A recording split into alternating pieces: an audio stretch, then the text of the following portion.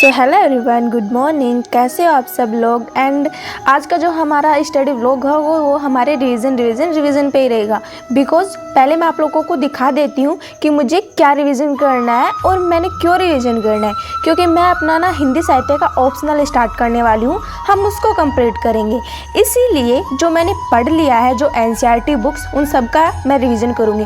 क्योंकि मैंने अपनी हिंदी साहित्य के नोट्स है उनको ऑर्डर कर दिया है, तो वो आने में थोड़ा टाइम लगेगा। तो जब तक वो आएंगे तब तक हम अपना रिवीजन का पोर्शन करेंगे जो हमने पढ़ा है। तो सबसे पहले अपना ना टारगेट लिख लेते हैं कि हमें पूरे दिन में क्या करना है और क्या कैसे मैनेज करना है। सो ऐसे ही ना अपने दिन को प्लान करके चलो तो आपका दिन ना अच्छा जाएगा और प्रोडक्टिव भी रहेगा। सो इनको रख देते हैं साइड में। और अपना जो NCERT है, ये भौतिक भूगोल वाली, मैं इसको अब रिवीजन करने वाली, क्योंकि सबसे इंपॉर्टेंट ना यही NCERT है जिससे सबसे ज़्यादा क्वेश्चन आते हैं। एंड जो मैंने हिंदी साहित्य के नोट्स ऑर्डर किए हैं, सो आप लोग भी बोलते हो दीदी कहाँ से ऑर्डर करना है, हम भी करेंगे। सो देखो, वो आने के बाद ना मैं आपको अच्छे से रिव्यू दूंगी और फिर आपको बता दूंगी कि कहाँ से ऑर्डर करना है, फिर आप कर लेना। बट पहले उससे पहले मैं देख लेती हूँ कि वो कैसे हैं, उनकी क्वालिटी कैसी है। सो सबसे पहले मैं, फिर आप लोगों को बताऊँगी। सो फिर मैं अपनी NCERT है उसका रिवीजन कर रही थी। सो ये फाइनल रिवीजन है मेरा, मैंने 2 बार इसका रिवीजन कर लिया है और तीसरी बार मैं इसका रिवीजन कर रही हूँ। तो मैं इसको हाईलाइटर से हाईलाइट कर रही हूँ। क्यों? बिकॉज अब मेरा फाइनल रिवीजन है, तो हाईलाइट से जो इंपॉर्टेंट चीज़ होगी मैं उसको हाईलाइट कर दूंगी। एंड फिर जब मैं इसको 4th बार रिवीजन करूँगी ना, वो रिवीजन नहीं होगा, उससे मैं नोट्स क्रिएट करूँगी इसका। सो मैंने कुछ बीच में नैप ले लिया था, बट 12 बजने वाले थे जिस टाइम पे मुझे बहुत ज़ोर की नींद आने लगी थी, क्योंकि मैंने स्टडी बहुत ही ज़्यादा कर ली थी। क्योंकि फिर मेरा माइंड भी ना थोड़ा नैप मांगने लगा था। और हाँ, नैप बहुत ही ज़रूरी होता है और इसीलिए मैं लाइब्रेरी नहीं जा रही हूँ, क्योंकि दोपहर में लाइब्रेरी में हम सो नहीं सकते हैं, नैप नहीं ले सकते। बिकॉज जब मैं नैप ले लेती हूँ, कुछ देर सो लेती हूँ, 1-1.5 घंटे, तो मेरा माइंड बिल्कुल फ्रेश हो जाता है। सो 1 से 1.5 घंटे मैं फिर सोई। उठते ही फिर मैंने जल्दी से शावर लिया, क्योंकि माइंड फ्रेश करना था, बिल्कुल माइंड रेफ्रेश हो गया था। और बज गए थे 2:21। सो अब जल्दी से जो अपनी बुक्स है इनको उठा के साइड में रखते हैं और अपना सेकंड स्टडी स्लॉट स्टार्ट करते हैं। सो जल्दी से इन बुक्स को मैंने उठा के साइड में किया। एंड अब जो हम पढ़ने वाले हैं वो हमारी स्पेक्ट्रम बुक। क्यों? बिकॉज इसके जो 23 हमने पेजेस जो टारगेट रखे हैं उनको भी तो डेली कंप्लीट करने ही हैं। सो इनको तो कंप्लीट करनी है, क्योंकि जितना हम स्लो चल रहे हैं उतना ही हमारा टाइम फास्ट चल रहा है। तो हमें भी जल्दी से करके अपना सिलेबस कंप्लीट करना है, क्योंकि अब अपने पास बिल्कुल भी टाइम नहीं है। सो जल्दी से। एंड आप लोग बार बार कमेंट करते हो दीदी आप कब देने वाले एग्जाम, तो मैं इस बार एग्जाम नहीं देने वाली हूँ, आप रिलैक्स हो जाओ। मैं अभी 2025 में एग्जाम देने वाली हूँ। एंड जब मैंने व्लॉग में बोला कि स्पेक्ट्रम बुक ईजी है, ज़्यादा हार्ड नहीं है, सो कुछ लोग कमेंट कर रहे थे कि दीदी कहाँ ईजी है, तो टॉपिक ही समझ में नहीं आ रहे हैं, कुछ कह रहे थे क्लास ले लो। तो देखो, सबकी कैपेसिटी अलग अलग होती है और आप ना देखो कि इसमें क्या चीज़ इंपॉर्टेंट है। मतलब कि आप, मुझे समझ नहीं आ रहा है कि आप लोगों को क्यों ये इतनी हार्ड लग रही है। बीच में ना हमारे जो कुछ रिश्तेदार आ गए थे, तो हमारे यही भी तो प्रॉब्लम होती है गाँव में तैयारी करने की, कभी कोई। सो काफ़ी टाइम उन्होंने वेस्ट कर दिया था और ये लेके आए थे हमारे लिए बनाना। तो उन्होंने हमारा इतना टाइम वेस्ट किया, तो उसका कुछ तो फ़ायदा होना ही चाहिए ना। तो चलो उन्हीं के बनाना खाते हैं। तो जल्दी से मैंने अपने लिए, थोड़ा सा भूख भी लगी थी, कोई नहीं, ठीक है, चलो आ गए तो आ गए। अब जो अपना टाइम है वो आगे मैनेज करेंगे उसका टाइम। तो स्पेक्ट्रम की बुक है जो कंप्लीट नहीं हो पाई थी हमारा 30 पेजेस टारगेट वाला, तो 10 पेजेस अभी बच रहे थे, तो मैंने उसी को स्टार्ट किया अपना जल्दी से पढ़ना। एंड मेरे हाथ में देखो, मैंने प्रीलिम्स और मेंस दोनों की जो सॉल्व पेपर है ना उनको अपने सामने रखा है और उनसे एनालाइज करती हूँ और प्लस अपना सिलेबस है उसको साथ रखती हूँ। क्यों? क्योंकि जो इंपॉर्टेंट टॉपिक है ना आप देखते ही नहीं हो, इसीलिए तो आपको ये हार्ड लग रही है।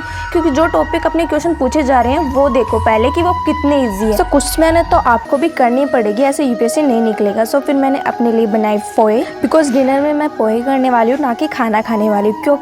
क्योंकि जब हम हल्का भोजन कर लेते हैं ना नाइट में, तो हमें नींद नहीं आती। एंड आज ना पोहे सच्ची में बहुत ही टेस्टी बने थे, इससे भी मुझे एक मोटिवेशन मिला। मैं पोहे बना रही थी, मुझे बिल्कुल भी नहीं बनाना आ रहा था, बट मैं बार बार बनाते जा रही थी, खाती जा रही। लेकिन लास्ट में क्या हुआ कि मुझे इतने अच्छे पोहे बने, इतने अच्छे बनाने आ गए। सो ऐसे ही ना UPSC भी है, क्वेश्चन आपने आंसर लिखो, अच्छे नहीं लिखे जा रहे हैं, कोई बात नहीं, बट एक दिन ऐसा आएगा जब आप परफेक्ट आंसर लिख पाओगे। सो UPSC क्लियर भी होगा हमारा। कुछ भी चीज़ इतनी हार्ड भी नहीं है तो आसान भी नहीं है, तो वो डिफ़िकल्ट भी नहीं है। तो मेहनत करते रहो और अपना काम करते रहो। सो फिर मैंने अपना जो टारगेट है वो देखा कि क्या क्या कंप्लीट हो चुका है, तो उसको किया। एंड मैंने एक न्यू जो टाइम टेबल है वो भी बनाया है। सो वो न्यू टाइम टेबल है वो आगे वीडियो से मैं आपको साथ शेयर करने वाली हूँ। बिकॉज मैं घर पे रहने वाली हूँ, पहले लाइब्रेरी का था तो उस हिसाब से मेरा टाइम टेबल था, बट अपना जब घर पे रह रही हूँ तो घर के हिसाब से अपना जो टाइम टेबल है वो स्टार्ट करेंगे। एंड फिर मैंने जो मेंस के अपने प्रीवियस ईयर क्वेश्चन पेपर थे उनको एनालाइज करना स्टार्ट किया। सो इसमें मैं कर रही थी विश्व का इतिहास। तो विश्व के इतिहास से मैं देख रही थी कि हर बार एक ही क्वेश्चन आता है, तो विश्व के इतिहास को हमें ज़्यादा टाइम टाइम देने की ज़रूरत नहीं है, तो विषयों का इतिहास मैं कहाँ से कंप्लीट करूँगी। मैंने देखा था कि NCERT है 11th क्लास की, सो उसी से मैं इसको कंप्लीट करूँगी। बाकी मैं कुछ जो दृष्टि के नोट्स हैं उनके जो मेन पॉइंट है उनको लिख लूँगी, तो क्या पता हो जाए, क्योंकि ज़्यादा टाइम वेस्ट करने की ज़रूरत नहीं है, क्योंकि एक ही क्वेश्चन आता है इससे। लवासना है छोड़ दे या छोड़ दे, लवासना है छोड़ दे या छोड़ दे, लवासना है छोड़ दे या छोड़ दे, लवासना है छोड़ दे। एंड जो मैंने न्यू टाइम टेबल बनाया है उसके हिसाब से मैंने अपने जो स्टडी उसको ज़्यादा टाइम देना स्टार्ट कर दिया है। एंड आप लोग बोल रहे थे दीजिए कि टेलीग्राम जो अपना ग्रुप है वो बना लो, तो देखो उसके लिए मुझे इंपॉर्टेंट बात करनी है।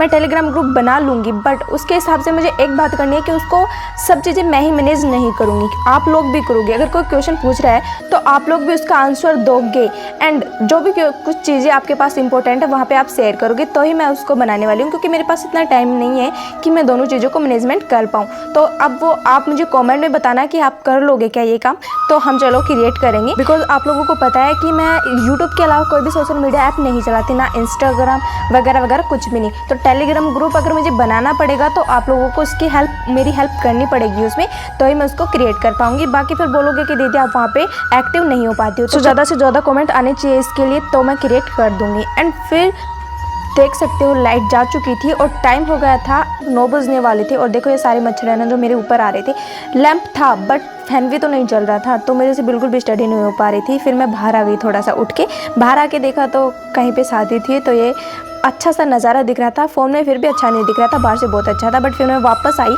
देखा कि 9 बजने वाले हैं बट लाइट अभी तक नहीं आई है, तो मैं सोचा कि मैं अपना टाइम वेस्ट नहीं करूँगी, बाहर जाके पढ़ूंगी। तो मैंने उठाया अपना लैंप, ट्राइपॉड और अपनी बुक, जाके बाहर चेयर पे बैठ गई। तो देखो गांव में जो रहने का सबसे मतलब कि कुछ प्रॉब्लम फेस करनी पड़ती है हमें, तो वो तो हमें करनी ही पड़ेगी। तो बाहर ट्राइपॉड सेट नहीं हुआ, तो मैंने फिर वहाँ बाहर की क्लिप ऐड नहीं की। सो फिर अंदर आके देखा जब लाइट आ चुकी थी तो बज चुके थे 10। अब जा रहे हैं हम सोने। सो वीडियो को लाइक कर देना, प्यारा सा कमेंट कर देना, न्यू हो तो सब्सक्राइब जरूर कर लेना। एंड आज का मोटिवेशन मैं आपको दिखाती हूँ और इसकी हिंदी आपको बतानी है कमेंट बॉक्स में, एंड कुछ सीखना भी है। तो जो हमारे पास प्रॉब्लम्स आ रही है उनसे कुछ सीखना है, ना कि हमें हारना है। So good night.